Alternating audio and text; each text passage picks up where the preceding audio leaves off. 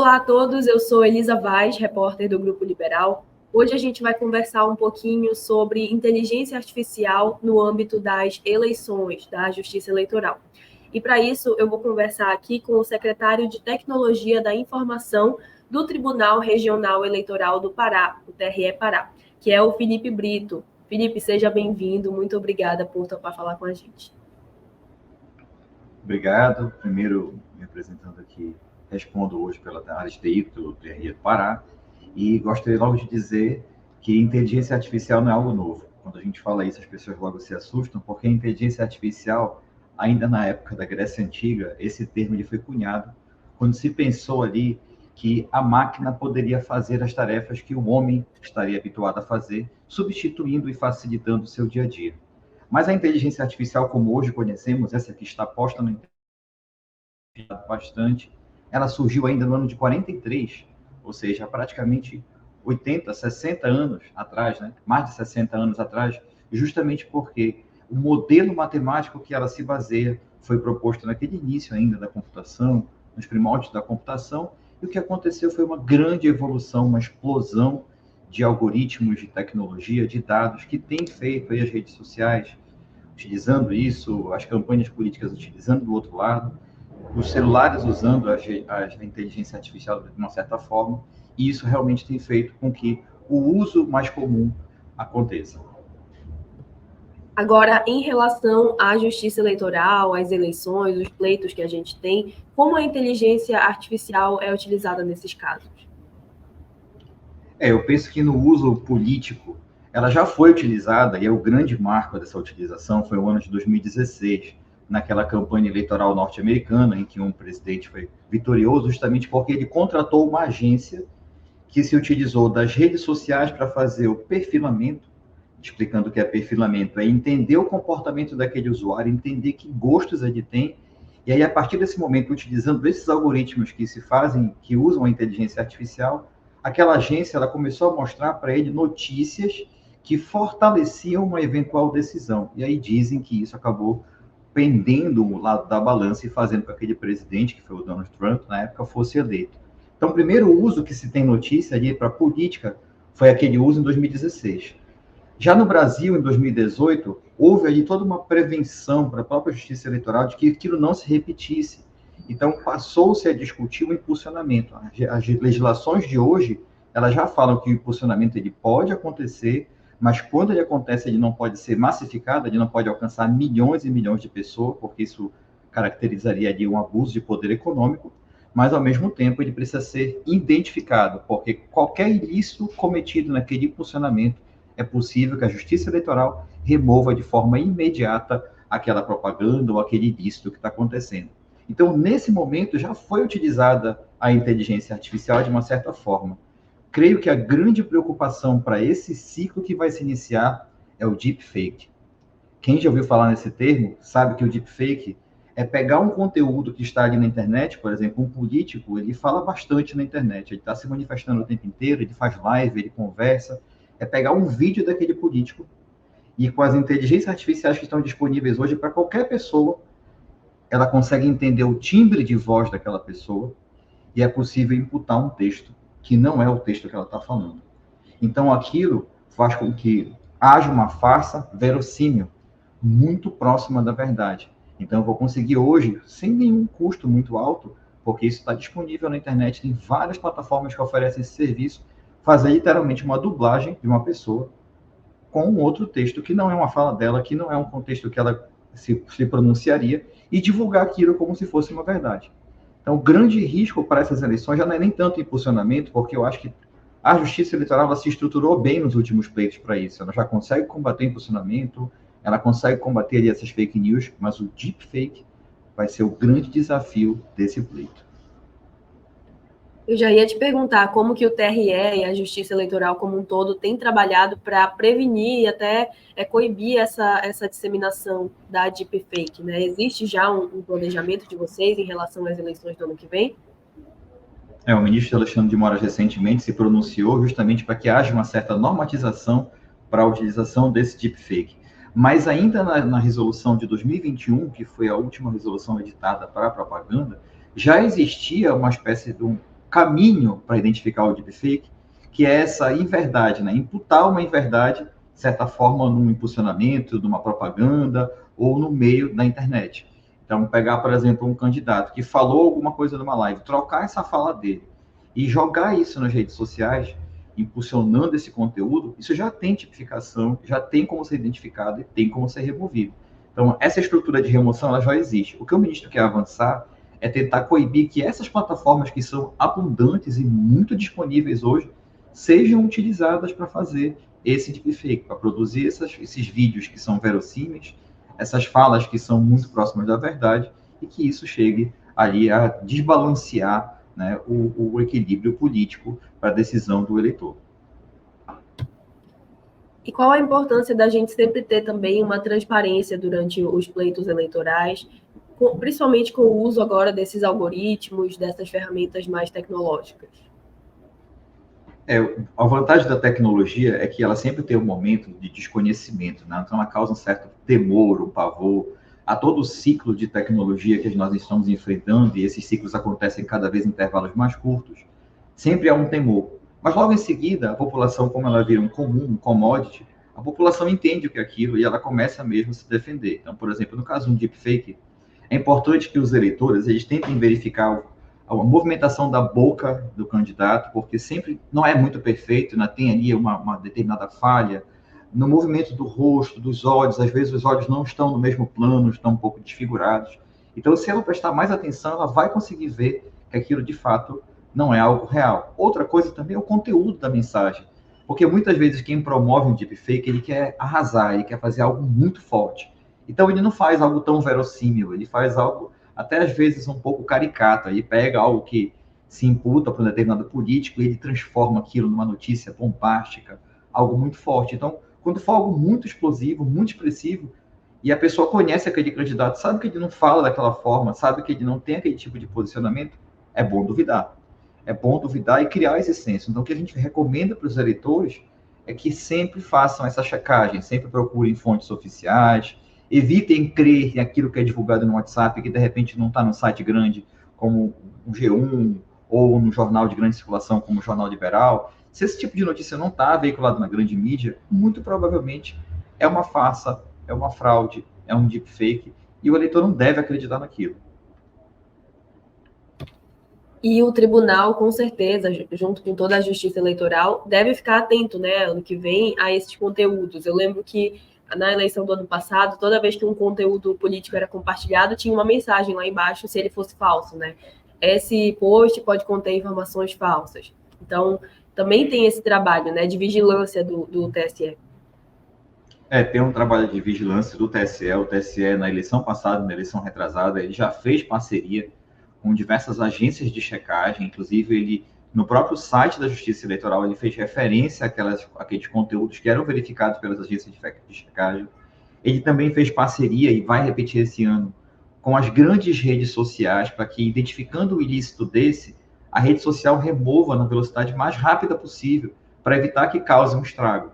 Esses tipos de acordo eles já estão sendo negociados com o Facebook, com o Instagram, com o WhatsApp, com todas essas grandes plataformas, para que se evite a propagação indevida desse conteúdo. Mas, ao mesmo tempo, os tribunais eles têm se organizado em estruturas específicas para a orientação da propaganda na internet. Então, o TRE do Pará ele vai promover uma estrutura específica, o TSE ele tem uma estrutura específica para que a gente consiga orientar, já que nessa eleição é uma eleição municipal, consiga orientar os juízes eleitorais, as zonas eleitorais, para que elas tomem as medidas na velocidade mais rápida possível. E lembrando que a Justiça Eleitoral ela tem esse poder de polícia durante o período eleitoral, de fiscalizar a propaganda, de mandar remover um conteúdo, mas essa atividade também é uma atividade que o Ministério Público Eleitoral conduz, porque ele é o fiscal da lei. Então, são duas frentes grandes, tanto o Ministério Público Eleitoral quanto a própria Justiça Eleitoral, dentro do seu poder de polícia, vão atuar para coibir esses ilícitos. Claro que é um desafio porque a tecnologia ela vai avançando e a gente precisa correr atrás, a gente nunca consegue ficar à frente do avanço tecnológico. Mas tenha certeza que a Justiça Eleitoral está preparada, sim, tanto para as deepfake quanto para esses impulsionamentos que já acontecem com grande frequência. Agora, além desses dois desafios que você citou, impulsionamento e deepfake, quais as outras preocupações, digamos assim, do TRE em relação à inteligência artificial? Tem algum outro desafio que você possa citar, que você, enfim, esteja por dentro mais do que a gente? Eu prefiro dizer que a Justiça Eleitoral, ela própria está se utilizando de inteligência artificial justamente para tratar dois processos extremamente importantes e volumosos do processo eleitoral. Um deles é o registro de candidaturas, que é aquele momento em que os candidatos pleiteiam um possível registro de candidaturas, e o outro é a prestação de contas eleitorais, que envolve hoje uma quantidade enorme de notas fiscais, de comprovantes, de compras. E utilizando a inteligência artificial, a Justiça Eleitoral vai ter muito mais chances de acertar quando for fazer uma avaliação. Ao contrário, por exemplo, na prestação de contas, ela vai conseguir fazer cruzamentos de dados que os humanos não conseguiriam fazer. Então, ao mesmo tempo que há um avanço para o lado negativo, a tecnologia está trazendo nesse pleito um avanço extremamente positivo, que é justamente a utilização dessas técnicas para acelerar o processo de julgamento, tanto dos pedidos de registro de candidaturas, quanto também da prestação de contas eleitorais, que ainda continua sendo um grande problema na sua análise. Porque imagina uma campanha de 2, 4, 5 milhões de reais, como é que um ser humano vai conseguir analisar todos os gastos, né? Todos os gastos que foram empreendidos por aquela campanha, é muito difícil. Mas com a inteligência artificial, é possível fazer cruzamentos, é possível fazer inferências, é possível apontar ilícitos, sem até ter intervenção humana. A intervenção humana vai chegar só para olhar e dizer, realmente, isso aqui é um ilícito e precisa ser coibido, e precisa ser autuado, precisa ter um processo, precisa ser julgado e avaliado. Eu já ia te perguntar isso, não é só o lado negativo, né? A gente tem também impactos positivos da inteligência artificial no pleito eleitoral. Por exemplo, eu vou até te perguntar se essa tecnologia ajuda a agilizar processos, como você disse, e até, por exemplo, o atendimento ao eleitor fica mais rápido, por exemplo, mais ágil. O atendimento ao eleitor que nós estamos hoje colocando são os chatbots, né? Que é aquela forma de o eleitor ele começar a interagir para tirar dúvidas, para saber se ele está apto a votar, saber onde é que ele vota. Isso tudo feito de forma automatizada, com processamento de linguagem natural, ou seja, ele vai conversar com o computador e o computador vai entender o que ele está dizendo e vai responder. Então, o próprio TSE tem uma ferramenta de chatbot, o TRE do Pará também tem uma ferramenta de chatbot, que deve ser inaugurada, inclusive, mais à frente, para esse tratamento, em que isso também utiliza inteligência artificial. Mas aí é entender que existe também um arcabouço processual muito grande. O próprio Poder Judiciário, que tem um acervo de alguns milhões, 100 milhões de processos digitalizados, que foi a etapa 1, que pegar esses processos todos e colocar em meio digital, e a partir de então, esses processos eles começam a servir de base para que a inteligência artificial auxilie os juízes, auxilie os assessores, para que as decisões elas sejam mais acuradas e mais rápidas. A intenção nossa na Justiça Eleitoral, pensando só no nosso caso, como eu falei anteriormente, é aplicar essa metodologia para que o registro de candidaturas, que tem um prazo extremamente curto para análise antes do pleito, ele termina ali no dia 15 de agosto e até mais ou menos no início de setembro, esses processos todos precisam estar julgados, a gente vai ter um apoio muito melhor utilizando a inteligência artificial. Não quer dizer que ela vai decidir, que ela vai julgar, que o juiz agora vai ser um robô, que o assessor vai ser um robô. Não. É que ela vai preparar minutas e essas minutas serão devidamente analisadas por um ser humano, que vai decidir se aquilo é factível ou se aquilo não é factível. De igual forma, como eu disse, na prestação de contas, que é algo bem mais complexo, e que vai ter agora uma acurácia maior, porque vai se utilizar de inteligência artificial também como apoio, não como decisão, mas como apoio. E isso, com certeza, dá mais celeridade a todo esse processo e também mais precisão, né?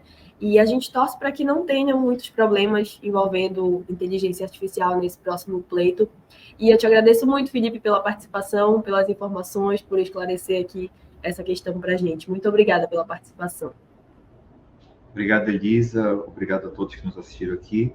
A gente está à disposição e que tenhamos um pleito democrático e seguro. E agora a gente vai conversar também com o Procurador Regional Eleitoral daqui do Pará, o doutor Alan Mansur. Doutor Alan, seja muito bem-vindo. Obrigada por falar com a gente aqui hoje. Obrigado, Elisa. Obrigado a todos. Sei que seu tempo está corrido, então a gente vai direto ao ponto. A gente está falando sobre inteligência artificial no âmbito do contexto da justiça eleitoral. Eu queria primeiro que o senhor falasse um pouquinho sobre os desafios legais associados ao uso da inteligência artificial nas eleições, por favor. Bom, existe uma discussão muito grande sobre o uso da inteligência artificial no Brasil, em todo o mundo, na verdade. Uma grande discussão é que, se houver uma grande regulamentação, essa regulamentação, se for muito incisiva, pode restringir a própria inovação. Então, pela própria filosofia e ideia da inteligência artificial, nesse início, não é recomendado, digamos, uma legislação que seja muito restritiva, né? Então, ainda o Congresso Nacional tem um projeto de lei que está em curso na Câmara dos Deputados para tentar regulamentar isso, mas com essa indicação de que, se for uma regulamentação muito restritiva, pode acabar impedindo a inovação no Brasil, e enquanto o resto do mundo avança, o Brasil poderia ficar para trás. Esse é um ponto.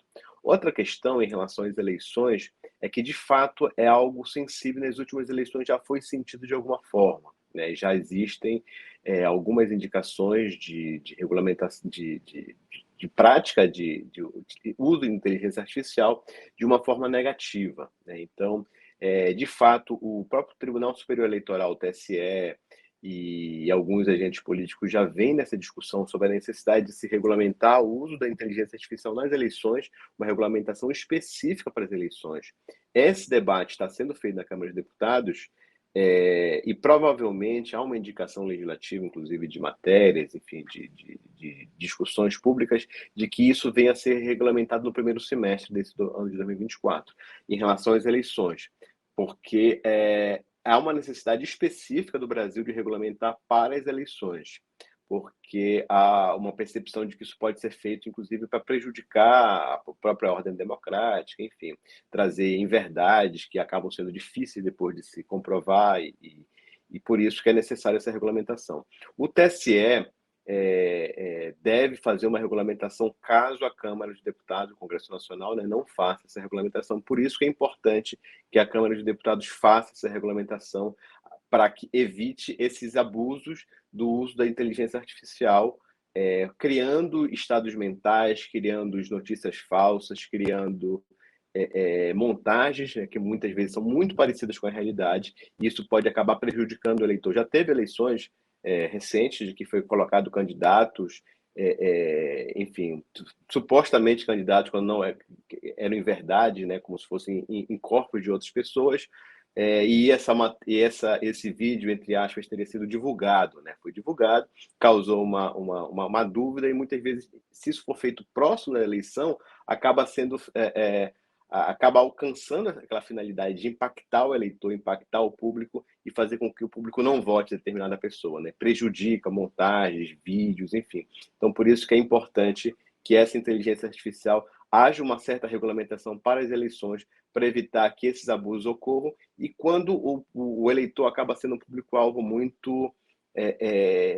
que ele consome aquele produto e não tem condições de raciocinar, de pensar, muitas vezes porque a eleição já está muito perto, e acaba votando com aquela impressão falsa de criações, enfim, de próprias montagens que acabam prejudicando e impactando diretamente uma eleição. Por isso mesmo que, caso haja esse uso dessa inteligência artificial de uma forma proibida pela legislação eleitoral, de uma forma com intenção de prejudicar, com intenção de difamar pessoas, difamar partidos, difamar candidaturas, é possível, sim, que o próprio TSE, o próprio TRS, façam, enfim, possam condenar esses candidatos, esses partidos, com cassação do diploma ou cassação do mandato, né? Cassação da própria candidatura, para evitar que esse tipo de prática ocorra. Agora, de fato, é muito complexo, né? E é por isso que é necessário essa legislação, principalmente em relação às eleições, para evitar que esse uso seja de forma indiscriminada.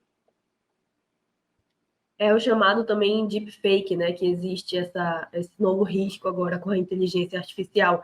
Eu queria entender justamente como é que funciona a atuação do Ministério Público Eleitoral nesses casos de irregularidades ou até comportamentos nocivos para outros candidatos. Conversando agora há pouco com o Felipe, ele me disse que essa fiscalização cabe mais ao Ministério, né, do que ao TRE, por exemplo. Como é que está sendo essa preparação já para as eleições do ano que vem? Já pensando nesse uso da inteligência. Bom, o que acontece é que há diversos agentes que podem fiscalizar as eleições, né? O Ministério Público, os próprios candidatos, as coligações, enfim. E a Justiça Eleitoral também tem tem um poder de polícia eleitoral. Então, enfim, mas o Ministério Público, hoje o Ministério Público Eleitoral centralizado em Brasília, na PGR, tem algumas ferramentas, uma específica para verificar exatamente, para poder retirar essa informação e poder certificar da sua veracidade, né, de autenticidade. Então, todas essas informações circulando na internet, quando surge algo que ela pode ser, enfim, falsa, pode ser criminosa, pode ter algum indício disso, nós podemos pedir esse uso, né, essa ferramenta de forma automática, para que essa gravação, esse vídeo possa ser gravado, né, pode ser mantido ali, mesmo que a pessoa pague, que a gente tenha vídeo, e que a gente possa ter autenticação, né? Que a gente possa depois verificar que, de fato, esse vídeo foi retirado do site tal, da rede social tal, que a gente pode ter essa informação garantida, né? E mesmo que seja pagado, ela não seja perdida. E aí a gente tem uma ferramenta que comprova isso, né? E também que a gente pode, através dos técnicos, fazer essa verificação. Caso haja crime, também pode ser encaminhado para a Polícia Federal para fazer também um laudo, para fazer uma avaliação de como foi feita essa utilização de vídeo, se foi alguma indicação de manipulação, e que aí, a partir daí, o Ministério Público Eleitoral vai poder ajuizar ações criminais, se for o caso, né, de difamação, injúria, a partir de alguma informação, a partir também da existência de fake news, e também o Ministério Público Eleitoral pode ajuizar ações em relação se for detectado um abuso do poder econômico, por exemplo, se for detectado que essas criações são para favorecer determinado candidato e prejudicar outros candidatos, isso pode ser considerado um abuso do poder econômico também. E a partir daí o Ministério Público entrar com uma ação de pedir a cassação do registro de candidatura ou do próprio mandato, caso essa pessoa tenha sido eleita, né? E a partir daí, evidentemente, caso a justiça condene no futuro, ele pode ficar, além de perder o mandato, ele pode ficar inelegível ainda até por 8 anos. Entendi, procurador.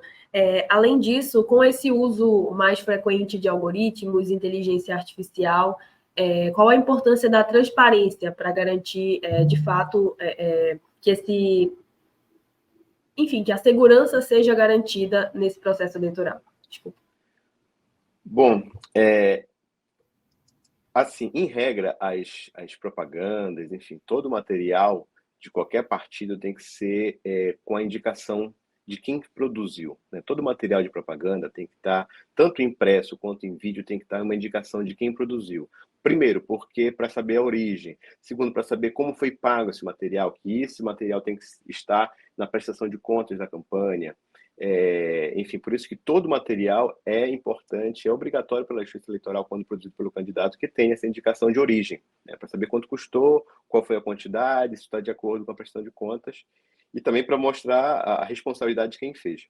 Mas, normalmente, o que acontece nesses casos é que existe quase que um comitê paralelo, né? Um comitê de propaganda paralelo em algumas campanhas que utilizam, muitas vezes, dessas informações do partido, mas atuam de uma forma paralela para produzir notícias falsas, tanto prejudicando seus opositores, quanto favorecendo aquele partido, aquele candidato que ele está defendendo. Então, isso evidentemente é proibido, né? Isso não entra em prestação de contas, isso não entra em responsabilização, isso aparentemente tenta se ocultar de responsabilização eleitoral, e caso detectado, né, isso evidentemente serão responsáveis. Então, não é tão incomum isso, infelizmente, nas campanhas. Muitas vezes é difícil ser detectado, mas alguns partidos tentam se ocultar, né? Alguns montam esse grupo paralelo de propagandas para tentar disseminar notícias falsas, né? Disseminar coisas que eles não podem fazer na propaganda oficial, que eles tentam fazer nessa propaganda paralela. E isso ganha uma repercussão muito grande com redes sociais, com WhatsApp, com Telegram, enfim, com um monte de situação, quando não podem ser apurados, né? Então, muitas vezes, isso, como a eleição é muito rápido, né, prazos muito curtos, se tem uma dificuldade de impedir isso daí. Mas se comprovado, se detectado, quem utiliza essa publicidade paralela, digamos, esse comitê paralelo de eleitoral pode ser punido, inclusive com a cassação do mandato, já que se torna algo proibido e muitas vezes, daí que se vem um material muito agressivo de campanha. Não é feito, muitas vezes a gente imagina que é feito de forma espontânea, por eleitores, apoiadores, não, a maioria das vezes não. É feito por pessoas que são pagas, inclusive, para isso, para disseminar esse material paralelo de campanha, né? Entendi. E o cenário em 2024, agora com as eleições municipais, deve ser um pouco diferente do de 2022, em termos de inteligência artificial, que a gente teve aí muitas ferramentas surgindo, né, do ano passado para cá. Por exemplo, o próprio ChatGPT, que começou agora, e aí outros já foram criados nessa mesma linha. Quais as recomendações do Ministério Público para assegurar a integridade do processo eleitoral no ano que vem?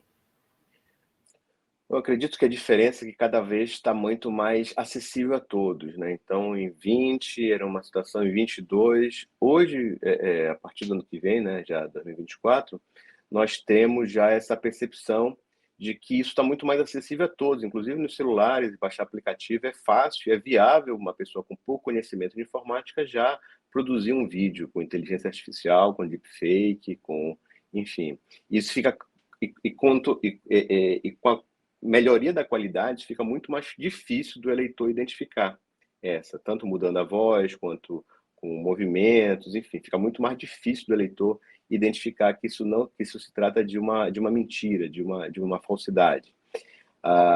E aí, a partir daí, é preciso, sim, ter esses elementos para poder questionar, né? E a eleição de 24 certamente vai ser mais paradigmática ainda. O próprio TSE já está exigindo isso publicamente, até da Câmara dos Deputados, para que tenhamos regulamentação, pelo menos em relação às eleições.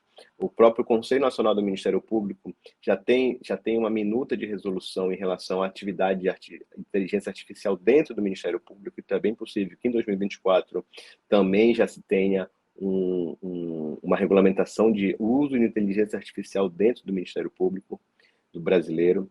Então, são elementos importantes que são tomados, né? Então, cada vez essa tecnologia fica mais fácil, mais acessível, muito mais real, muito mais verossímil. Então, as pessoas verificam, têm dificuldade de verificar se é falso ou verdadeiro, e certamente vai ter muito, até porque também essa eleição vai ser uma eleição municipal, então ela acaba não sendo centralizada, ela acaba sendo muito mais não há uma centralização de campanha, e isso acaba fazendo com que provavelmente alguns partidos, alguns candidatos a prefeito, vereadores, vão tentar utilizar isso de uma forma até muito mais incisiva, e é por isso que vai ser uma eleição aí importante para a Justiça Eleitoral, para todos, para o Ministério Público sentir como vai ser isso, aplicar a legislação para que não, na próxima eleição geral, que será em 2026, se tenha uma consolidação ainda maior. Mas já nessa eleição,